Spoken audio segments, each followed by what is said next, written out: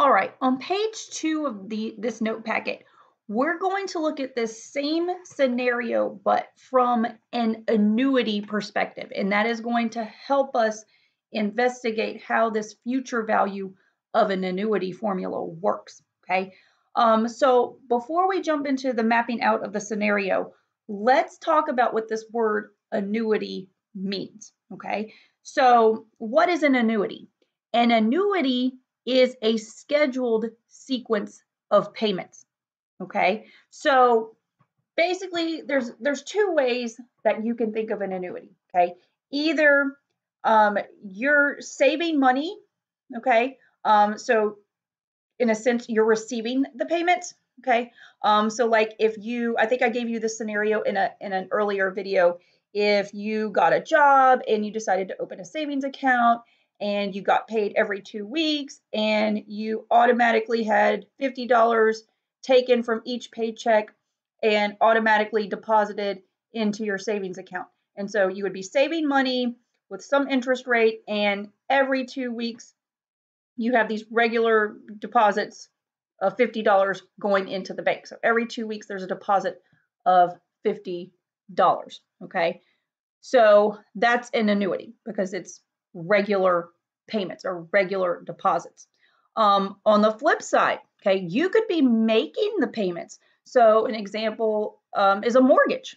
Okay. So like if you go and buy a house, you're going to borrow the money at a certain interest rate, and you're going to borrow the money, maybe for 30 years. So you've got to pay back the amount of the house plus any interest that accrues over the 30-year period. And so all of that is factored in to come up with your mortgage payment. And so you make this mortgage payment every month for the 30-year period to pay off your house and the interest. So you're making these regular payments over time. Okay. So that's the whole idea of an annuity. Okay. It's just a regular sequence of payments. Okay. In the second bullet point here, okay, there's all types of annuities, but we're only going to consider ordinary annuities. An ordinary annuity is an annuity with equal payments made at the end of regular intervals, with the interest compounded at the end of each. Okay, so that's important to remember of what we're going to be dealing with. The key here is to realize that the payments are equal.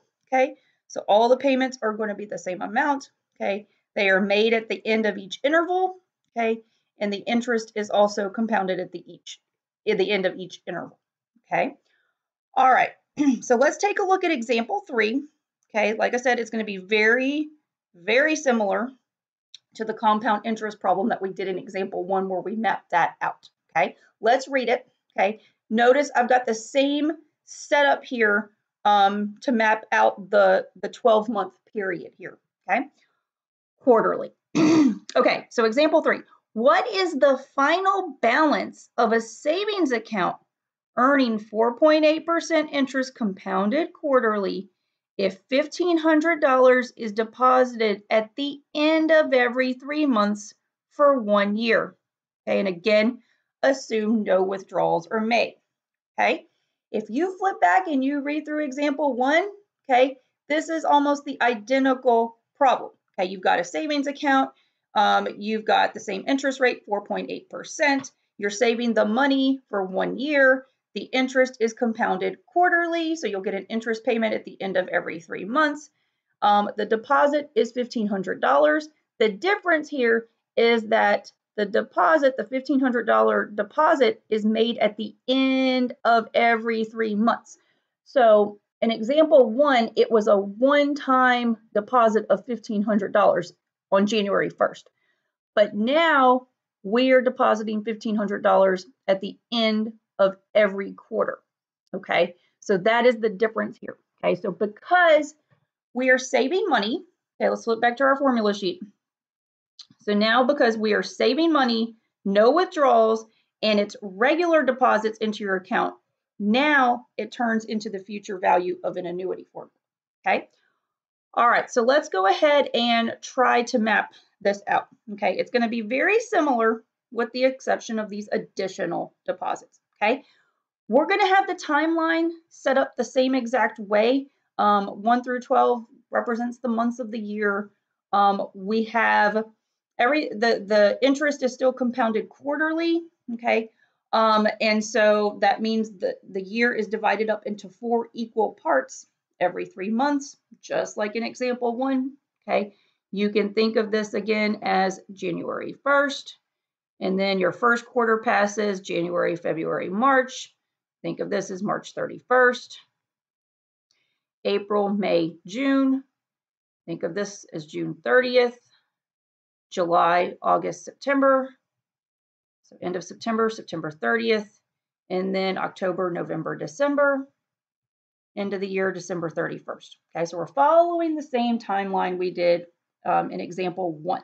Okay. All right, so let's start mapping this out. Okay, this is an annuity. Okay, and you've got to keep in mind this first little step is going to be strange, but you've got to keep in mind that we only are dealing with an ordinary annuity. So remember what it says, equal payments or deposits. So of course, we're going to be depositing $1,500 every time, but everything happens at the end of the interval. So here, everything happens at the end of the quarter. So when in actuality here, nothing happens on January 1st, okay, to be technically correct. Everything has to happen at the end of the quarter. So on January 1, nothing happens here, okay, because everything has to happen at the end of the interval, okay? So we actually have to let the first quarter pass to be technically correct. So January, February, March pass. So at the end of the first quarter, March 31st, that is when your first deposit of $1,500 goes in. Okay, so this is a little different than compound interest, okay, as far as the timeline is concerned. Okay, all right, so on March 31st, you have a balance of $1,500. That money sits there through the second quarter, okay? So the $1,500 is going to earn interest through April, May, and June, okay? So at the end of the second quarter, on June 30th, you will get an interest payment, okay? So just like we did before, okay, you want to calculate your interest payment. It is going to be the principal times the rate times the time, okay? So this is going to be during that second quarter, there was $1,500, okay, that was deposited, or that's how much money has been sitting there, okay? The interest rate is 0.048, okay? And then the time, that money sat in there for April, May, and June, so that's 3 out of 12 months, okay? And type that into the calculator. This is actually the same exact first interest payment from the compound interest problem. This should give you $18. Okay, so now let's go ahead and calculate our ending balance on June 30th. Okay, you need to take how much money that was in the account. Okay, so at the beginning of the second quarter, there was $1,500 in the account. Okay, and so during April, May, and June, we made $18 worth of interest. So you need to tack that on. Okay, but remember, everything happens at the end of the quarter. At the end of the quarter, you get an interest payment and you make a new deposit. So now you're going to tack on a new payment of $1,500. Okay? At the end of every quarter here, you are getting an interest payment on the money that was already in there, and you're getting a new deposit of $1,500. Okay? So this is how much money is in here, okay, at the end of the quarter. So you add this up, put this in your calculator, you're going to get $3,018, okay? So that's how much money is in the account on June 30th, okay? All right, so now the $3,018, that's what sits in the account and earns interest over July, August, and September, okay? Another quarter passes, okay? So when we get to the end of September, we will get our interest payment on this $3,018, okay? So let's go figure it out, okay? So the interest is going to be the principal times the rate times the time, okay, for this 3-month period. So starting balance for this quarter was $3,018. Okay, the interest rate is 0.048. Okay, July, August, September was a 3-month period, so time is 3 months out of 12. Okay, we're going to go plop this into the calculator to get our interest payment. Okay, so let's go do that. Okay, so we've got 3,018 times the interest rate times the time. And there you go. Okay, so that's 36.216. So that's 36.216. Make sure I got that right. All right, so then we need to go ahead and round this to the nearest cent because it's always got to be dollars and cents. So you have 21 cents. Look at the number that comes after. That's a 6, so you need to bump it up. This is going to be $36.22 worth of interest. Okay. All right. So at the end of September, what is my balance in this account? Well, at the beginning of this quarter, okay, you had $3,018 in the bank. Okay. That money earned $36.22 worth of interest. And now you're at the end of the quarter. Okay, so you're making regular deposits into this account, so it's time to make another $1,500 deposit. Okay, all right, so go ahead, add these numbers up, and that will give you your account balance on September 30th.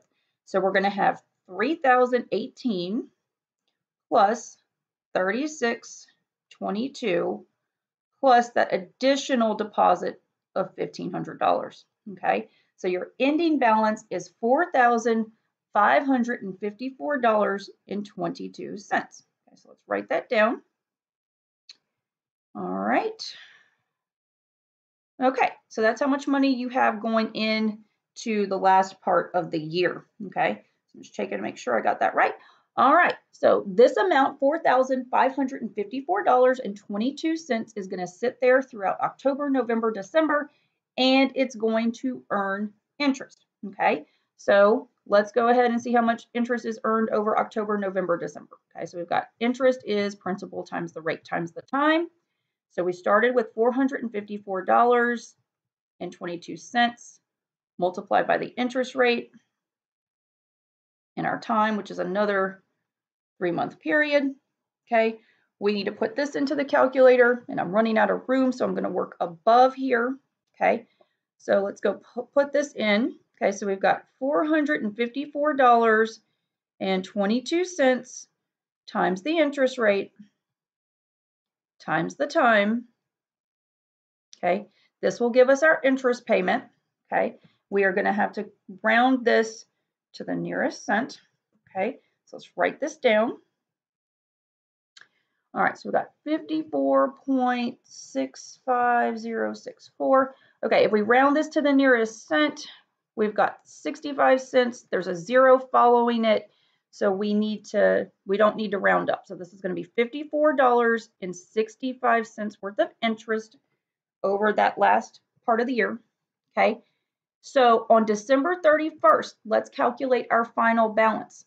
Okay, when you started this last quarter, okay, the balance was $4,554.22. During October, November, December, the account earned $54.65 worth of interest. Okay, and again, this is the end of the quarter. Not only do you get an interest payment, but you have to tack on the final $1,500 payment. Okay, so your ending balance for the year is going to be $4,554.22 plus the interest payment, $54.65, plus the last $1,500 deposit of the year. Okay, and so that's going to give you $6,108.87 as an ending balance. Okay, so let's go ahead and put this down. So $6,108.87. Okay, let me make sure I wrote that down right. All right, and so then, whoops, lost my paper. Okay, so let's go ahead and write this down as our final answer. Okay, that is the ending balance. Okay, so $6,108.87. Okay, so you can see how this is definitely different from compound interest. Okay, if you notice, we kept making these regular deposits. Okay, we made 1, 2, let's see, 3, 4 different deposits of $1,500, okay, during this 1-year period, as opposed to in compound interest, it was just a straight one lump sum of $1,500 that was deposited, okay? And you can see every time you make a deposit, that money earns interest, okay? And so then at the end of the quarter, you've got the original deposit plus the interest that, is in the account. And then that money, that totality, including the earned interest, that accrues interest. So your interest is earning interest, essentially. Okay. So obviously, you're going to get a lot more money than you would with compound interest. I mean, you can compare the results with the annuity. We got the $6,108.87. With compound interest, with only that one-time deposit, the balance at the end of the year was only $1,573.31. So obviously, you're going to get a lot more money. Okay. So I just wanted to map out the scenarios so you could see the difference, okay, between the compound interest and the annuity. So remember, annuity is regular payments, or if you're saving money, like in this case, it is regular deposits. Okay, we are only dealing with ordinary annuities. Everything happens at the end of the interval. Okay, so like in this example, at the end of every quarter, we got an interest payment and a new deposit. Okay, so let's go ahead. Like I said, when you map something out, it's very tedious. It's not practical to do. This took a lot of time just for a 1-year period, done quarterly. Okay, so the formula is, of course, the way to go. So let's plug and chug into the formula and see that you're gonna get the same result. Okay, so let's go. Okay, so let's go to the top of the next page. Okay.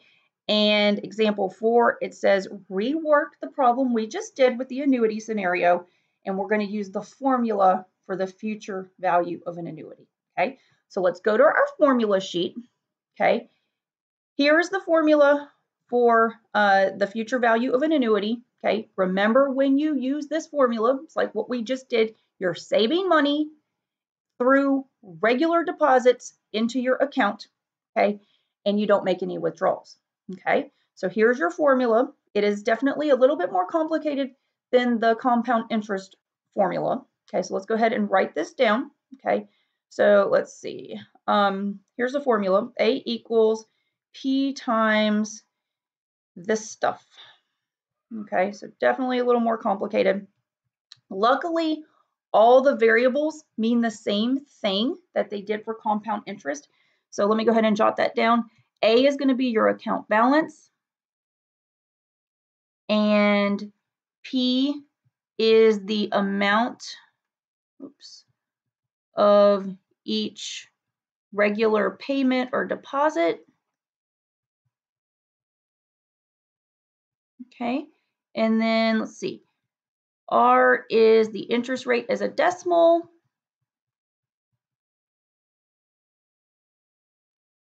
And then T is the time in years. And then M is the number of compoundings per year. All right. Okay, so the variables mean the same thing that they did in the compound interest formula. Okay, so for this particular example, for what we're doing, okay, we would be looking for our A value here. Okay, we're looking for the account balance after 1 year. P is the amount of each deposit. Okay, so we made consistent deposits of $1,500. Okay, R is the interest rate as a decimal. T is the time in years. Remember, we saved money over a 1-year time period. Okay, M is the number of compoundings per year.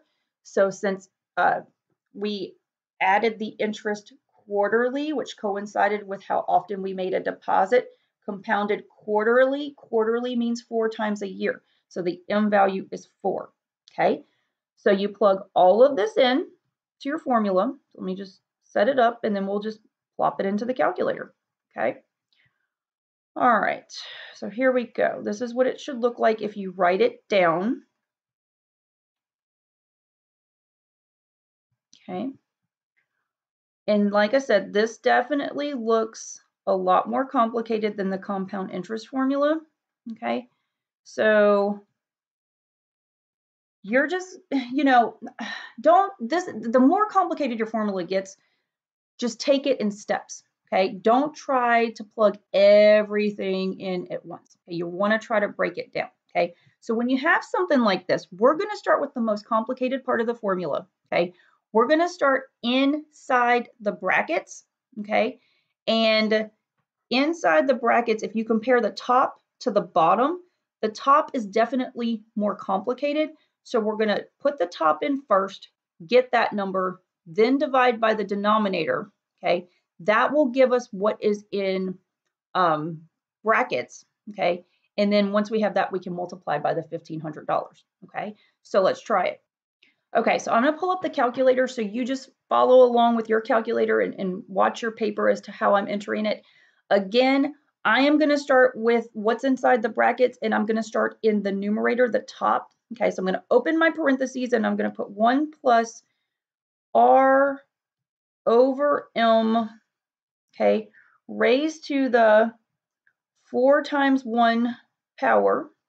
Okay, again, make sure you use exponents if you need to, okay? Or sorry, make sure you use parentheses around the exponents if you need to, okay? And then you need to get out of the exponent to subtract the 1, okay? So this is what the numerator should look like when you enter it in. Go ahead and hit enter. This is going to be a crazy complicated decimal.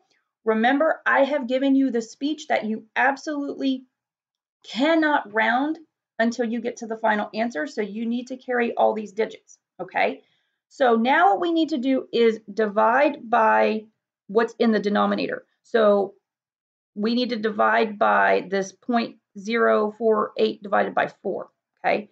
So if you go back to your calculator, all you need to do is hit the division key. It is going to take the numerator, that decimal, and it's going to divide by what you tell it to divide by, okay? You have to put the R over M in parentheses here, or it's not going to come out correctly, okay? So in parentheses, you need to put the R divided by M, close parentheses. Must have parentheses there, okay? Hit enter, and this is going to be the quantity that is in the square brackets, okay? So this 4.0725 number, okay, that is, if you see my little cursor there, that's the stuff in the square brackets there, okay? So now we need to multiply that result by $1,500 and we will have our answer, okay? Again, cannot round this decimal. So just hit the multiplication button. It's going to take that full decimal and you can multiply it by 1,500, okay? And here's your answer, okay?